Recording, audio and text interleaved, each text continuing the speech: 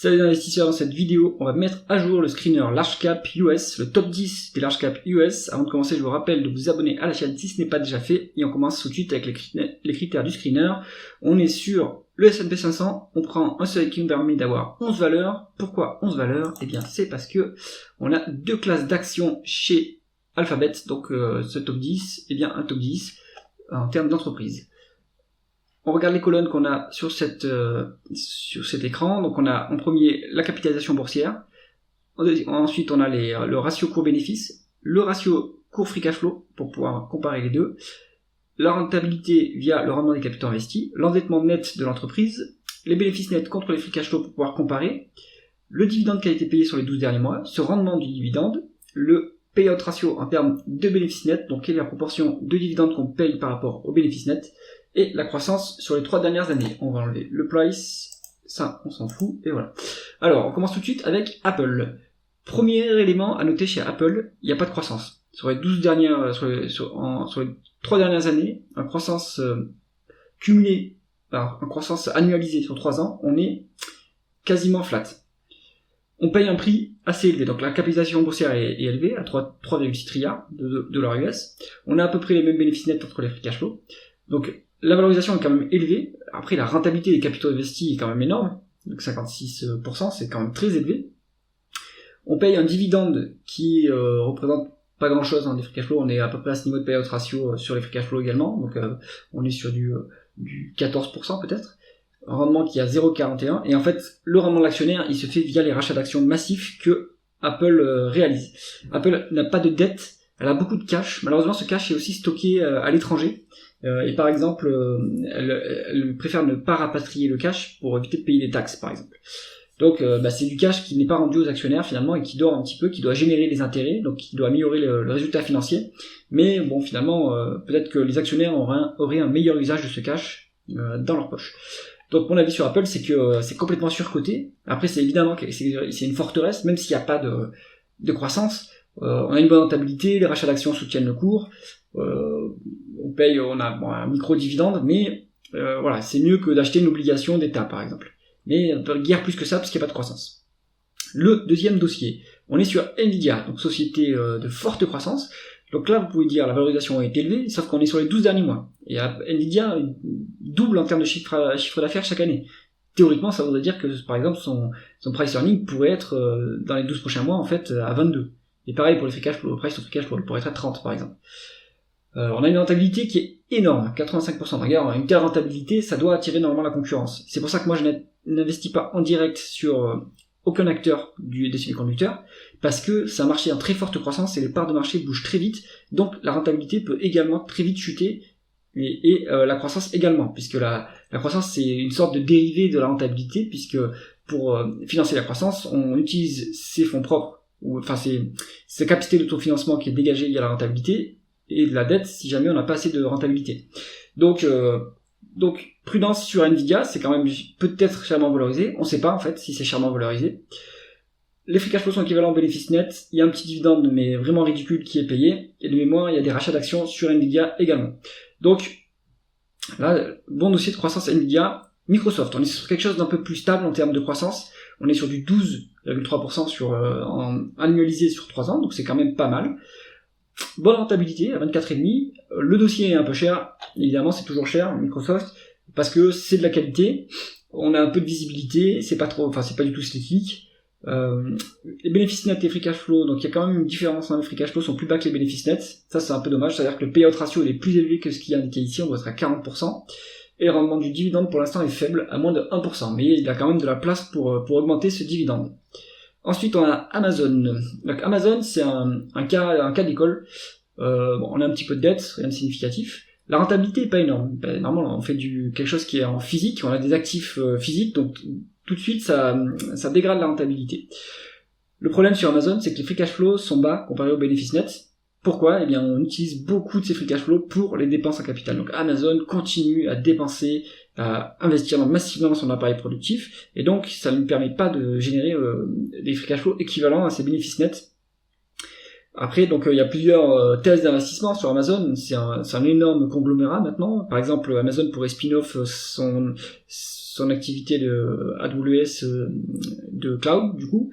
Elle a également beaucoup d'actifs physiques avec la logistique. Donc l'idée, c'est peut-être qu'elle continue à faire des dépenses en capital pour capturer être vraiment leader indiscuté de l'activité logistique, et après ils pourront augmenter la rentabilité. Pour l'instant, on est sur une phase d'investissement massif, et donc l'actionnaire ne voit pas beaucoup la couleur du cash, et il n'y a pas de dividende du coup.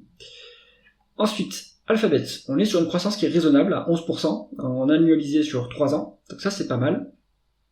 On n'est pas si cher que ça en price earnings. Les free cash flows sont moins élevés que les bénéfices nets. Alors là, il faut aller voir pourquoi. Est-ce que c'est à cause des dépenses en capital ? Si c'est le cas, c'est pas trop grave, on va dire. En termes de price earning, on n'est pas si chèrement valorisé que ça, par rapport aux autres dossiers qu'on a vus avant, par rapport au set magnifique. On est sur vraiment des capitaux investis de 27%, donc ça c'est très bon. C'est-à-dire qu'on peut facilement autofinancer la croissance. Du coup, il n'y a pas de dette, on n'a pas besoin de s'endetter pour croître. On a un dividende qui est payé, mais il est pas très élevé, à 0,5%. Ça fait pas longtemps qu'on verse un dividende, et il y a largement de la place pour l'augmenter. Le payout ratio est plus élevé que ce qui est indiqué ici, puisque les free cash flows sont plus bas que les bénéfices nets, mais rien d'alarmant. Donc voilà, sur Alphabet, on a de la croissance, on a un dividende qui va augmenter, il y a des rachats d'actions également, bonne rentabilité, cher en termes de price free cash flow, mais moins cher en termes de price earning, donc ça peut être intéressant. Meta, on est à 1,9 trilliard de dollars US de market cap. Il y avait une opportunité en or, c'était en 2022 de mémoire, ou 2023, quand le métaverse était complètement en train de planter, et qu'ensuite Zuckerberg a commencé à changer de stratégie, et puis à lancer massivement des rachats d'actions. Donc là, il y avait l'opportunité du siècle sur Meta. Elle est passée depuis, puisqu'on voit que la valorisation est à 30%, à 30 fois les bénéfices, et 34 fois, et 35 fois quasiment les free cash flow. Donc ça, c'est élevé. Maintenant, il y a de la croissance quand même. On a 12% de croissance sur Meta, donc pourquoi pas. Une bonne rentabilité des capitaux investis à 27%, ça c'est pas mal. Des free cash flow qui sont un peu plus bas que les bénéfices nets, mais bon, c'est pas si grand que ça l'écart, donc ça va. On verse un petit dividende depuis pas très longtemps. Il y a de la place pour l'augmenter puisque le payout ratio est faible. Il doit être à 12% en termes de free cash flow, donc il y a largement de la place pour augmenter ces dividendes, et il y a des rachats d'actions. Donc Meta Platforms, c'est cher, mais il y a de la croissance. Tesla, c'est 1,1 trilliard de dollars US. C'est hyper cher. Il n'y a pas de bénéfice, en fait. Il n'y a pas de bénéfice net chez Tesla. Il y a encore moins de free cash flow. Donc, on a 172 fois les bénéfices nets, 315 fois les free cash flow. C'est délirant. Rentabilité des capitaux investis misérable. On est à 7%. On n'a pas de quoi financer la croissance. Donc, comment Elon Musk finance son activité, vu qu'il n'y a pas de dette? Je pense qu'il fait appel, donc soit il y a une réserve de trésorerie, soit il a dû faire des augmentations de capital, et de mémoire je crois qu'il y a des augmentations de capital pour financer la croissance, à confirmer. Et ce qu'on voit, c'est que les free cash flow sont 2 fois moins élevés que les bénéfices nets, et les bénéfices nets sont déjà très bas. Donc Tesla, c'est très dangereux. Broadcom, donc c'est un leader des semi-conducteurs, on est à 1,1 trilliard de market cap, il n'y a pas de bénéfices nets. On est à 182 fois les bénéfices en termes de valorisation, donc c'est très élevé. On a vraiment un tiers de ça en price to free cash flow, donc en fait les bénéfices nets sont beaucoup plus bas que les free cash flow. Il doit y avoir des dépenses non cash, donc là il faut les regarder dans les tableaux de flux de trésorerie. Est-ce qu'il y a eu des dépréciations récemment par exemple? Le dossier est endetté quand même, deux fois la dette nette sur EBITDA, c'est rien d'alarmant, mais bon, c'est quand même à signaler, il doit y avoir des frais d'intérêt du coup qui pèsent un peu sur les résultats financiers. La rentabilité à 8,5, c'est pas très élevé quand même, alors que la croissance est à 24 en annualisé sur 3 ans, donc ça veut dire qu'en fait on doit s'endetter pour financer la croissance, puisque la croissance est plus élevée que la rentabilité.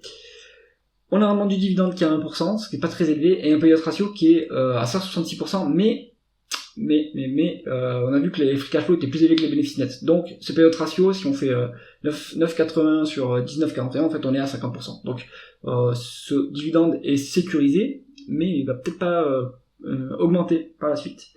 Donc Broadcom, c'est dommage que, c'est chèrement valorisé même par rapport au free cash flow, par contre, vu la rentabilité qui est un peu faible. Ensuite on a Berkshire Hathaway, donc là c'est un dossier complètement différent des autres. 1 trilliard de market cap. Berkshire Hathaway, en fait, elle se valorise pas par rapport aux bénéfices ni au free cash flow. Donc c'est un conglomérat, on va dire un conglomérat, mais en fait c'est une société de portefeuille, c'est une holding en fait, c'est la holding de Warren Buffett évidemment, et donc il faut valoriser l'entreprise par rapport à son bilan, donc il faut regarder en price to book si on est chèrement valorisé ou pas, mais d'après les dires de Warren Buffett, et d'après ses actes d'ailleurs, il a arrêté de faire des rachats d'actions Berkshire Hathaway parce que selon lui, le cours est surévalué et il a commencé à vendre pas mal de ses positions pour se passer en cash parce qu'il trouve les marchés surévalués. D'ailleurs, il a complètement diminué sa position dans Apple et peut-être qu'il va la solder entièrement. Moi, je pense que c'est une mauvaise idée ce que fait Warren Buffett de timer le marché même si le marché est cher. Il faut être toujours investi et investir régulièrement pour lisser son cours d'entrée si jamais on est sur un marché qui est cher. Et au pire, on rajoute plus si le marché est moins cher. Cela étant dit, on est sur du price earning, on est à 10. Est-ce que ces bénéfices représentent quelque chose pour une société de portefeuille, une société holding? J'en doute. En termes de free cash flow, c'est pareil, on a 50 fois les free cash flow, mais est-ce que cette métrique a un sens? Je suis pas sûr. En fait, les métriques qui sont ici, elles ont pas vraiment beaucoup de sens pour Berkshire Hathaway. Il n'y a pas de dividende qui est versé. Il y a une croissance, mais la croissance de quoi? Puisqu'en fait, on est sur... donc on doit avoir aussi la croissance des participations qui sont incluses dans cette croissance-là. Donc Berkshire Hathaway, tout ce que je peux dire, c'est que Warren Buffett lui-même trouve que la société est surévaluée. Dernier dossier, Walmart, on est à 840 milliards de dollars US, un price earning de 43, donc c'est très élevé, un price to free cash flow encore plus élevé, quasiment 50. Il y a un peu de dette, 1,2 fois la dette nette sur EBITDA. On a une croissance qui faiblit un peu, hein, on est à 5,61% en annualisé sur 3 ans, donc c'est pas incroyable. Et les bénéfices nets sont plus élevés que les free cash flow, donc il doit y avoir une déperdition quelque part, donc soit il faut regarder en fait, est-ce qu'on a les dépenses en capital, est-ce qu'on a le BFR qui se dégrade, la variation du BFR qui se dégrade, donc ça c'est à voir. Il y a un dividende qui est payé, 606,5 milliards de dollars US, ce qui donne un rendement de dividende de 0,80, ce qui est pas très élevé, avec un payout ratio qui est proche de 40% si on regarde par rapport au free cash flow. Donc Walmart, c'est charmant valorisé pour pas beaucoup de croissance, pas beaucoup de rendement de dividende. Conclusion de ce screener large cap US, donc mon avis là-dessus, Apple il faut être à l'écart, Nvidia si vous aimez le risque et la volatilité vous pouvez y aller, moi c'est pas mon cas, j'évite. Microsoft c'est charmant valorisé, Amazon pour l'instant il n'y a pas de bénéfices, pas trop de bénéfices et pas trop de free cash flow ni de dividende pour patienter, donc non. Alphabet, là la valorisation commence à...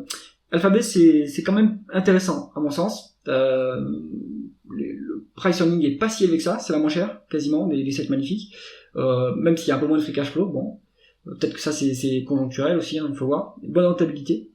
Meta Platforms, trop tard, le train est passé, maintenant on est charmant valorisé. Tesla, n'importe quoi. Broadcom, je comprends pas pourquoi on est aussi charmant valorisé. Berkshire Hathaway, Warren Buffett dit lui-même qu'il faut rester à l'écart du titre, et Walmart, je comprends pas pourquoi on est aussi charmant valorisé. Donc, eh bien, sur cette sélection, je ne garderai que Alphabet. J'espère que cette analyse vous aura plu. Si c'est le cas, mettez un pouce vers le haut et pensez à vous abonner à la chaîne. À bientôt.